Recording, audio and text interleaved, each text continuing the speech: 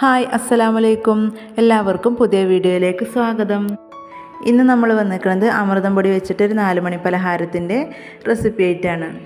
ഇപ്പോൾ എല്ലാ കുട്ടികൾക്കും ഈ പൊടി ഇഷ്ടമാണെന്നില്ല. ഈ പൊടി കഴിക്കാത്ത ഒരുപാട് കുട്ടികളുണ്ടാവും. അപ്പോൾ അവർക്കൊക്കെ ഇങ്ങനെ തയ്യാറാക്കി കൊടുത്താൽ മതി. വളരെ ഹെൽത്തി ആയിട്ടുള്ളൊരു പലഹാരം കൂടിയാണ്. അതുപോലെ തന്നെ തയ്യാറാക്കാനും ഈസിയാണ്. അപ്പോൾ അതെങ്ങനെ തയ്യാറാക്കാൻ നോക്കാം. അതിന് മുന്നേ നമ്മുടെ ചാനൽ സബ്സ്ക്രൈബ് ചെയ്തില്ലേ, പ്ലീസ് ഒന്ന് സബ്സ്ക്രൈബ് ചെയ്ത് സപ്പോർട്ട് ചെയ്യുക. അപ്പോൾ ഈ ഒരു പലഹാരം തയ്യാറാക്കാൻ വേണ്ടിയിട്ട് ഞാനിവിടെ 1.5 കപ്പ് അമൃതം പൊടിയാണ് എടുക്കുന്നത്. അപ്പോൾ ഞാനിവിടെ എടുത്തിട്ടുള്ളത് 250 ml കപ്പിനാണ്. നിങ്ങൾ ഗ്ലാസ്സിനാണെങ്കിൽ അങ്ങനെ എടുക്കാം. ഈ ഒരു പൊടി വെച്ചിട്ട് ഒരുപാട് ഐറ്റം പലഹാരങ്ങളൊക്കെ തയ്യാറാക്കാം. അപ്പോൾ അതിൽ നിന്നൊക്കെ ഒരു വ്യത്യസ്തമായിട്ടാണ് ഈ ഒരു പലഹാരം. ഇനി ഇതിലേക്ക് നമുക്ക് കുറച്ച് ഉപ്പിട്ട് കൊടുക്കാം. അമൃതം പൊടിയൊക്കെ മധുരമുള്ളതാണ്, അപ്പോൾ ബാലൻസ് ചെയ്യാൻ വേണ്ടി കുറച്ച് ഉപ്പിട്ട് കൊടുക്കാം. പിന്നെ അതുപോലെ തന്നെ ഒരു 2 ടേബിൾ സ്പൂൺ പഞ്ചസാര ചേർത്ത് കൊടുക്കാം. എന്നിട്ടൊന്ന് നല്ലപോലെ ഒന്ന് മിക്സ് ആക്കിയെടുക്കുക. ഈ പഞ്ചസാരയും ഉപ്പും ഈ പൊടിയുടെ എല്ലാ ഭാഗത്തേക്കും എത്തുന്ന രീതിയിൽ നമുക്കൊന്ന് മിക്സ് ആക്കിയെടുക്കണം.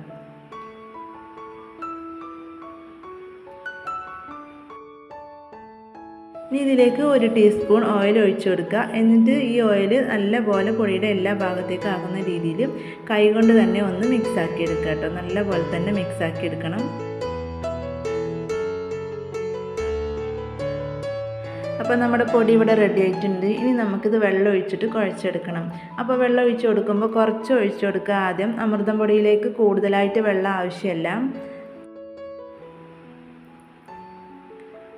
നമ്മളിത് കുഴച്ചെടുക്കുന്നത് ചപ്പാത്തി മാവിൻ്റെ രീതിയിലൊക്കെ ആക്കിയിട്ട് വേണം ഇത് കുഴച്ചെടുക്കാൻ.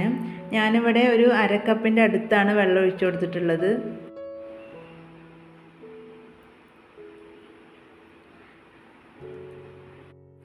അപ്പോൾ ഞാനിവിടെ കുഴച്ചെടുത്തിട്ടുണ്ട്. കണ്ടോ, ഈ രീതിയിൽ നമ്മൾ ആക്കിയെടുത്തിട്ടുണ്ട്, നമ്മൾ ചപ്പാത്തി മാവിൻ്റെ ഒക്കെ രീതിയിൽ. ഇനി നമുക്ക് മാറ്റി വെക്കാൻ. ഇതിലേക്ക് ഫില്ലിങ്സ് വേണം, അത് നമുക്ക് തയ്യാറാക്കിയെടുക്കാം. അതിനുവേണ്ടി ഞാനൊരു പാത്രത്തിലേക്ക് ഒരു നേന്ത്രപ്പഴം ചെറുതാക്കി മുറിച്ചത് ഇട്ട് കൊടുത്തിട്ടുണ്ട്. അത്യാവശ്യം നല്ല പഴുത്ത പഴം തന്നെ എടുക്കാൻ ശ്രദ്ധിക്കുക. അതുപോലെ തന്നെ നല്ല മധുരമുള്ള പഴം എടുക്കാൻ ശ്രദ്ധിക്കുക. എന്നിട്ട് അതൊന്നിങ്ങനെ ഉടച്ചു കൊടുക്കുക. ഞാനിപ്പോൾ ഒരു ഗ്ലാസിൻ്റെ ബാക്ക് ഭാഗം കൊണ്ടാണ് അങ്ങനെ ഉടച്ചു കൊടുക്കുന്നത്. നിങ്ങളുടെ കയ്യിൽ സ്പൂണോ ഫോർക്ക് ഉണ്ടെങ്കിൽ അതുകൊണ്ട് നിങ്ങൾക്ക് പറ്റുമെങ്കിൽ അങ്ങനെ ചെയ്തെടുക്കാം. ഇതാകുമ്പോൾ പെട്ടെന്ന് തന്നെ ആയി കിട്ടും. അപ്പോൾ അതവിടെ നല്ലപോലെ ഒന്ന് ഉടച്ചെടുത്തിട്ടുണ്ട്. ഇനി നമുക്ക് ഇതിലേക്ക് ബാക്കിയുള്ളതും കൂടി ചേർത്ത് കൊടുക്കാം.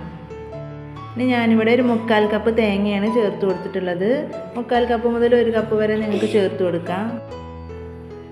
ഇനി ഇതിലേക്ക് നമുക്കൊരു 2 ടേബിൾ സ്പൂൺ പഞ്ചസാര ചേർത്ത് കൊടുക്കാം. പഞ്ചസാരയൊക്കെ നിങ്ങളുടെ മധുരത്തിനനുസരിച്ച് ചേർത്ത് കൊടുക്കാം. എന്നിട്ട് ഇതെല്ലാം കൂടി നല്ലപോലെ ഒന്ന് മിക്സ് ആക്കി എടുക്കാം.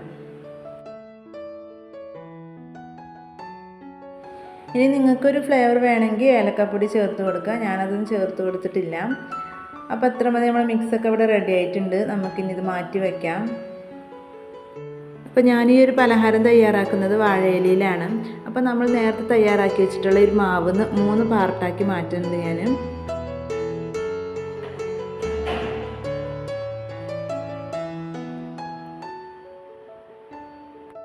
എന്നിട്ട് അതിൽ ഒന്നെടുത്തിട്ട് നമുക്ക് ഈ വാഴയിലയിൽ വെച്ചിട്ടൊന്ന് പരത്തി കൊടുക്കാം. അത്യാവശ്യം കനം കുറച്ച് തന്നെ നമ്മളിത് പരത്തി കൊടുക്കുക. അപ്പോൾ നല്ലപോലെ തിന്നാക്കിയിട്ട് നമ്മൾ പരത്തി കൊടുക്കുമ്പോൾ ഈ അമൃതം പൊടിയുടെ ടേസ്റ്റ് വല്ലാണ്ട് നമുക്ക് കിട്ടൂല കേട്ടോ. ഇത് പരത്തുമ്പോൾ ഇതിൻ്റെ സൈഡ് വശമൊക്കെ അങ്ങനെ പൊട്ടിപ്പോകും. അപ്പോൾ അതൊക്കെ ഒന്ന് ലെവലാക്കി എടുക്കുക.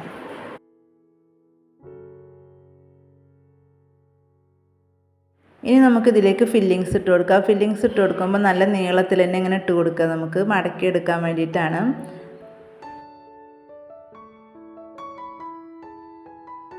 ഇപ്പോൾ ഫില്ലിങ്സൊക്കെ ഇവിടെ ഇട്ട് കൊടുത്തിട്ടുണ്ട്. ഇനി നമുക്കിത് ഒരു സൈഡിൽ നിന്ന് ഇങ്ങനെ മടക്കി കൊടുക്കാം. അപ്പോൾ വാഴയിൽ വെച്ചുകൊണ്ട് തന്നെ ഇത് മടക്കാൻ വളരെ എളുപ്പമാണ്. അപ്പോൾ അതാ ഒന്നിവിടെ റെഡിയാക്കി എടുത്തിട്ടുണ്ട്. നമുക്കിത് മാറ്റി വെക്കാം. ഇനി നമുക്ക് മറ്റേതും ഇതുപോലെ തന്നെ ചെയ്തെടുക്കാം.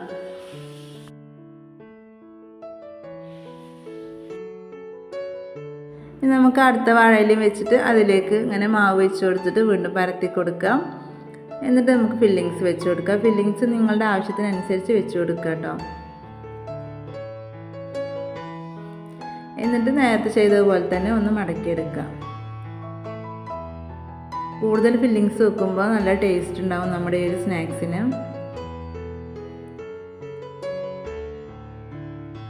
അപ്പോൾ ഇത്രയേ ഉള്ളൂ. നമ്മൾ 3 പാർട്ടായിട്ടാണ് വെച്ചിട്ടുള്ളത്. ഇപ്പോൾ 2 ചെയ്തു. ഇനി ബാക്കിയുള്ള ഒന്നും കൂടി നമുക്ക് ചെയ്തെടുക്കാം. അപ്പോൾ നമ്മളിത് കുക്ക് ചെയ്തെടുക്കുന്നത് ആവിയിലാണ്. അതുകൊണ്ട് തന്നെ ഇഡ്ഡലി തട്ടിൽ വെള്ളം വെച്ചിട്ട് ആവി വന്നതിന് ശേഷം അതിൻ്റെ മുകളിലേക്ക് വെച്ച് കൊടുക്കാം. എന്നിട്ടൊരു 10 മിനിറ്റ് നേരം നമുക്ക് അടച്ച് വെച്ചിട്ട് കുക്ക് ചെയ്തെടുക്കണം. അപ്പോൾ ആ 10 മിനിറ്റ് നേരം കഴിഞ്ഞപ്പോഴത്തേനും നമ്മുടെ പലഹാരമൊക്കെ അവിടെ റെഡി ആയിട്ടുണ്ട്. ഇനി ഇത് നമ്മൾ തണുത്തതിൻ്റെ ശേഷം ഇതിൽ നിന്ന് മാറ്റാം.